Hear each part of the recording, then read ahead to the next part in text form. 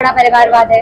तो हमारे एक सांसद जी थे, सबने क्विट इंडिया मूवमेंट को लेकर प्रदर्शन किया हाउस के बाहर एंड सबको पकड़ाई गई तख्तियां। तो वो परिवारवाद वाले ही थे, तो उन्होंने देखा अरे मैं तो परिवारवाद वाली, इसको बदलिए करप्शन वाली दीजिए। फॉर्म के ऊपर अभी हाल ही में आप सबको देखना चाहिए कि उन्होंने चंद्रयान पे क्या टिप्पणी करी है। सबको इस बात का पता चल जाएगा कि ओम प्रकाश की खुद की अंडरस्टैंडिंग क्या है मामलों को लेकर।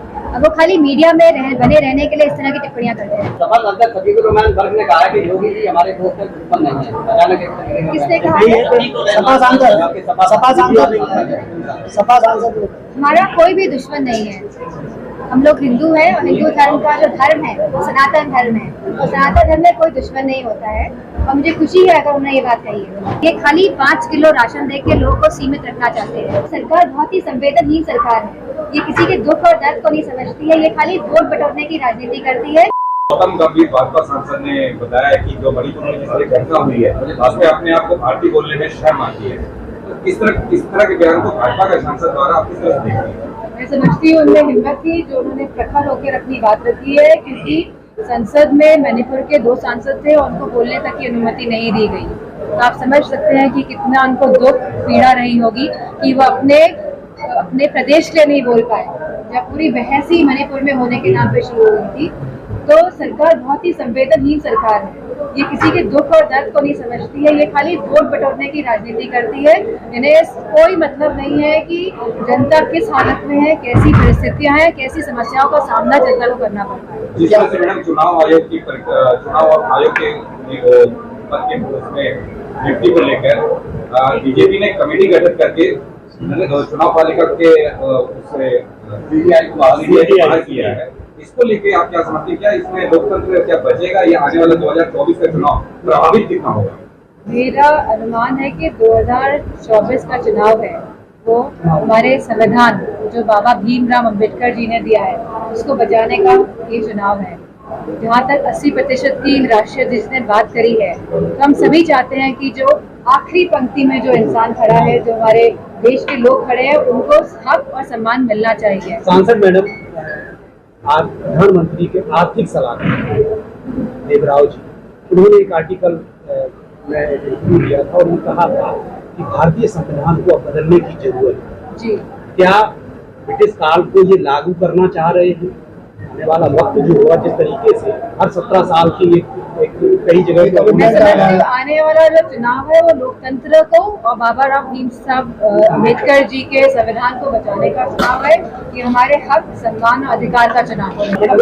बहुत चर्चित कवित्री मधुमिता हत्या सरकार ने उनके आरोपियों को बरी किया है और जो मधुमिता उनकी बहन थी सुप्रीम कोर्ट की गई है, उनको राहत नहीं मिली। क्या सरकार इसी तरीके से जो आरोपी बहुत ही निराशाजनक स्थिति है उत्तर प्रदेश में महिलाओं के लिए, और मैं समझती हूँ कि गुजरात में भी इसी तरह का किस्सा है जहाँ पे जो लोग कन्विक्ट किए गए थे उनको रिहा किया गया है और जहाँ पे भाजपा के लोगों ने उनकी फूल और मालाओं से उनका स्वागत किया है। तो बहुत ही अलग परिस्थितियां हैं भारत जिसे गुजर रहा है, जहाँ एक तरफ महिलाएं सुरक्षित नहीं है और जो लोग कन्विक्टेड है उनको छोड़ा जा रहा है और भाजपा के लोग उनको मालार्पण करके उनका स्वागत कर रहे हैं। तो अलग तरह का मैसेज दिया जा रहा है पूरे देश भर में महिलाओं के खिलाफ। कहा यह जा रहा है उनके अच्छे आचरण के चलते उन्हें छोड़ा गया है। मैं समझती हूँ कि जिस तरह की घटना थी जहाँ महिला प्रेग्नेंट थी, जहाँ उसके साथ लगातार दुष्कर्म किया गया, जहाँ उनके परिवार वालों को मारा गया, तो इस तरह का जो छोड़ा गया है मैं समझती नहीं हूँ। ओम प्रकाश राजभर हमेशा विवादों में रहते हैं। एक कौम के ऊपर प्रहार किया है और कौम के ऊपर अभी हाल ही में आप सबको देखना चाहिए कि उन्होंने चंद्रयान पे क्या टिप्पणी करी है। तो सबको इस बात का संज्ञान और सबको इस बात का पता चल जाएगा कि ओम प्रकाश की खुद की अंडरस्टैंडिंग क्या है मामलों को लेकर।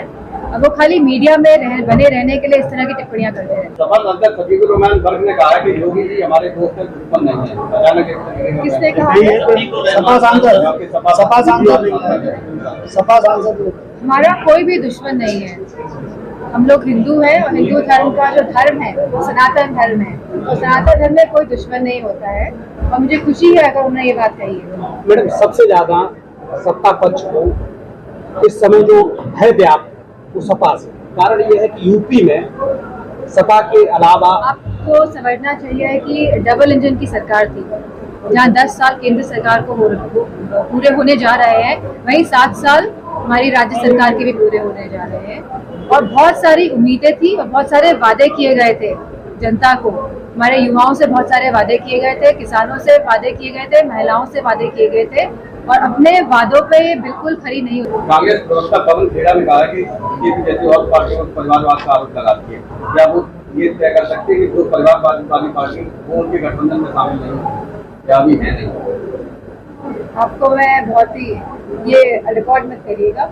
तो ये जो परिवारवाद वाले सभी जानते हैं भाजपा में कितना बड़ा परिवारवाद है। तो हमारे एक सांसद जी थे, सबने क्विट इंडिया मूवमेंट को लेकर प्रदर्शन किया हाउस के बाहर, एंड सबको पकड़ाई गई तख्तियां, तो वो परिवारवाद वाले ही थे। तो उन्होंने देखा अरे मैं तो परिवारवाद वाली, इसको बदलिए और करप्शन वाली दीजिए। 2024 में आप यहीं से इलेक्शन लड़ेंगी या फिर कोई जिला बदलेंगी? इसका कोई मंथन हुआ अभी तक? नहीं, ये तो पार्टी तय करेगी कि ये चुनाव कहाँ से लड़ना है और लड़ना भी है।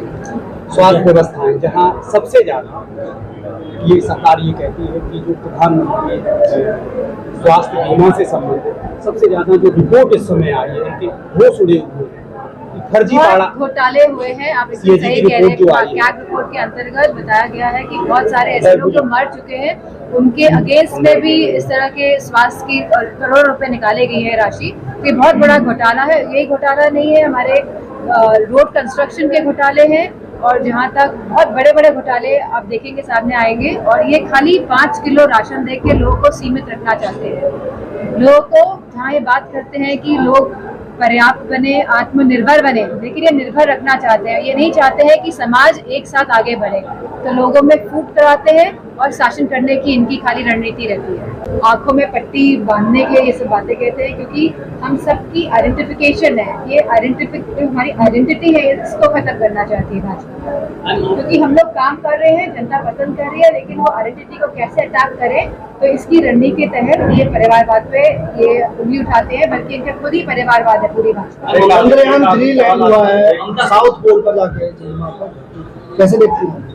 मैं समझती हूँ बहुत बड़ी उपलब्धि है। हम सभी हमारे इसरो के साइंटिस्ट को, सभी इंजीनियर्स को, लगभग 1000 इंजीनियर्स थे, और जितने भी साइंटिस्ट हैं और जितना भी स्टाफ है, उन सबको बहुत बहुत बधाई देते हैं।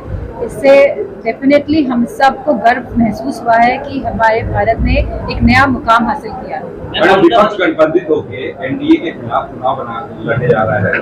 गठबंधन का नाम इंडिया रखा गया। क्या लगता है आपको, इंडिया नाम से आपको एडवांटेज मिलने वाला है या गठबंधन की कुछ अलग से ताकत या कुछ एजेंडा? मैं समझती हूँ इंडिया नाम ताकत तो है गठबंधन, क्योंकि इसमें सब रीजनल पार्टीज हैं, और ऐसी रीजनल पार्टीज है जो बहुत स्ट्रांग है अपने क्षेत्र में।